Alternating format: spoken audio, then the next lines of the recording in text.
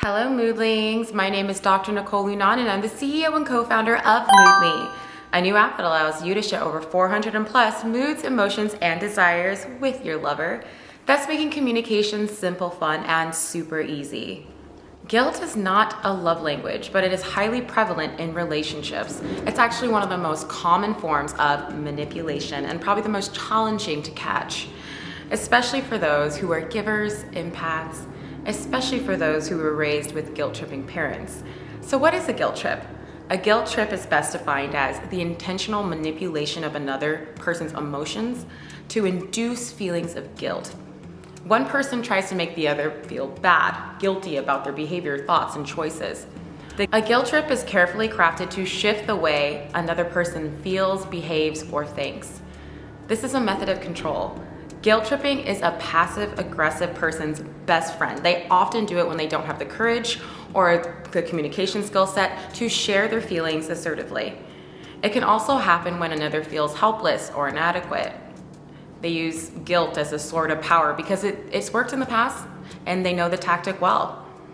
Essentially, it boils down to this. Those who guilt trip don't know how to ask for what they need from another person, so they go about it in a roundabout way, or they don't accept the answer from the other person, so they use it as an attempt to control, manipulate, or persuade the direction of their decision.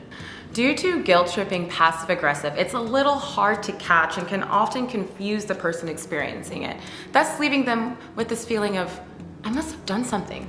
Feels weird, bad, or wrong. After experiencing a guilt trip, you might feel more anxious, like there's a weight on your chest and you don't know how it got there, and it might cause you to ruminate on the conversation. Why did I leave this conversation with less energy than I arrived? Again, people pleasers, givers, empaths are all perfect targets for guilt trippers because they don't want to cause anybody to feel bad or pain. So they tend to bend over backwards to help this person that's making them feel guilty because that guilt, that bad feeling is so yucky. If your parents controlled you with guilt as children, you'll be more susceptible to thinking that this is okay as an adult. Maybe your parents didn't know how to express their needs, so when they missed you, instead of saying, hey, I really miss you, can we schedule a call? They said, your brother calls me every day, why can't you? Oftentimes, it's not the message that's behind the saying that's wrong. Both of those questions were pointing to the fact that the parent misses the child.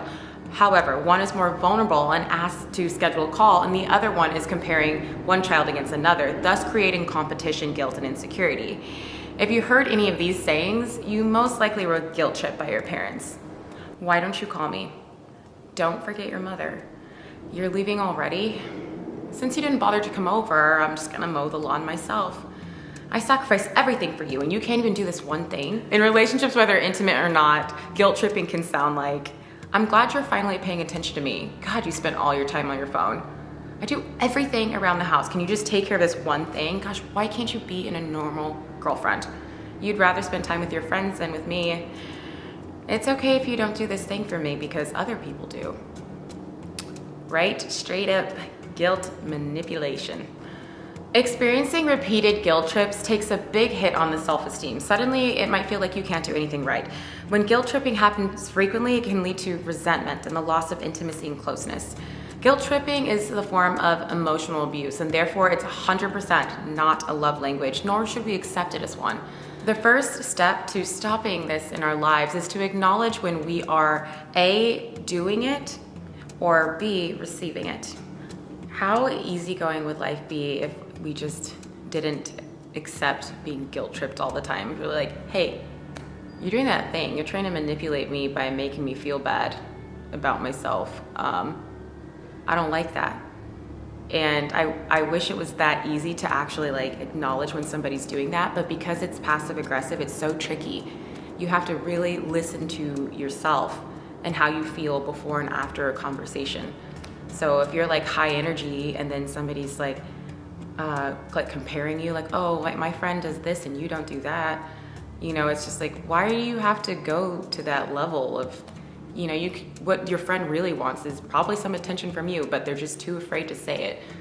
So guilt is a really tricky one to catch, but I know that you can do it once you train yourself to become more aware of what it feels like in your own body when somebody's doing it to you, and also what it sounds like coming out of your mouth when you're doing it to another person, because we don't want to just look at them, we also want to look at ourselves.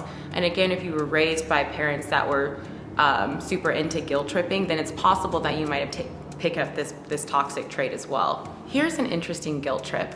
What if one friend, let's call her Ashley, and the other friend, Brittany, were supposed to go to a party together. Brittany decides to go to the party first, and then Ashley's like, well, text me and then I'll follow you there. So Brittany goes to the party, she has a few mimosas, you know, she's having a good time, and she forgets to text Ashley, you know. And then the next day she's like, Ashley, why didn't you come to the party? And Ashley's like, well, you didn't text me. But Brittany's like, but you could have texted me. You could have asked for the address. And instead of Ashley just saying like, I didn't want to come to the party because maybe she was tired or she was overwhelmed, she pretty much was like, well, you didn't text me, so I didn't come. It's like, girl, you got a phone, pick it up and call, you know? So that's like a really interesting form of guilt. Guilt is just in the in-betweens of certain things, and it's definitely a challenging one to catch. Okay, so the tricky part is when you do feel that guilt. What do you do with it? Do you ruminate on it? I'm a ruminator, so if I feel like I've done something wrong, like, oh my gosh, I need to think about this and I need to look at it from every which direction until I come to some like self-forgiveness and resolve or some positive action steps. So how do you deal with guilt, and what does it actually feel like in your body? Because I mentioned that guilt for me kind of feels like a weight on my chest, and also like a cloud in my mind. It's like, oh man, I did something wrong to hurt somebody. That feels really heavy. But what does it feel like for you? And what kind of thoughts do you have about it when you feel like you've done something wrong to somebody? And not even that it was actually wrong, but a perceived wrong. After speaking with others, take note about how you feel afterwards. Are you left with a good feeling, or are you left with a bad feeling? If you're left with a bad feeling, go over the conversation. What was this person trying to get you to do? What was their hidden agenda? Did they compare you? Did they make blanket statements like you never do this, or why can't you do this, or use sarcasm as a way to hide a crappy comment? If you left a conversation feeling bad, that's your first clue that something happened there. Did that person make you feel guilty? Did that person make you feel bad about something that you did without any positive action steps or resolve? That's leaving you with that dark feeling in your chest. If you catch yourself guilt tripping another, again, comparing them to someone else, starting sentences off with, why can't you do this, or you don't do this enough, or essentially pointing out in some way that they're not enough without a positive action step. If you find yourself being passive aggressive rather than just stating how you're actually feeling and what you desire, pause. The faster you catch it, the better. The faster you can apologize, the better. You could say, hey, that didn't come out right. Let me try that again. Just remember that guilt tripping is not a love language. It's an energetic slap or a dark energy on the person's chest. For all you empaths and people pleasers and givers, you are vulnerable because you are prone to overthinking and overanalyzing and ruminating on guilt. You know, you're a perfectionist in the way that you want to give to people and you never want to take away energy from them. But when it comes to other people manipulating, controlling you through guilt, you are like Bambi. You are vulnerable to it. And so if you are somebody who really feels like absolutely terrible, you forgot to say goodbye to somebody at a party and you're just like, this is the worst, I feel so terrible, or something small like that, you move the scale a little bit into the middle here and balance it. And it's like, some things, it's okay. Like, it's not that big of a deal. It's okay not to be perfect. And you know what? We're not gonna go through life not stepping on a few toes. And when you do step on a toe, the cool part about this is all you have to do is apologize. And apologize to yourself too, because I'm guessing that you are your biggest critic.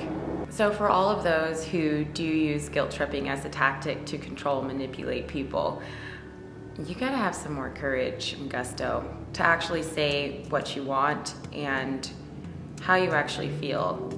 You know, you don't have to go about these passive aggressive and nitpicky ways. Like, just have the courage to be like, I need this from you. And even if it puts you in a vulnerable place, it is good to be vulnerable. Think of it like an energetic slap of dark energy on the other person's chest. When prolonged, guilt tripping is a form of emotional abuse, and in short instances, it creates distance between you and the other person. If you need something from your partner, start with I statements. I feel like this. I need this from you.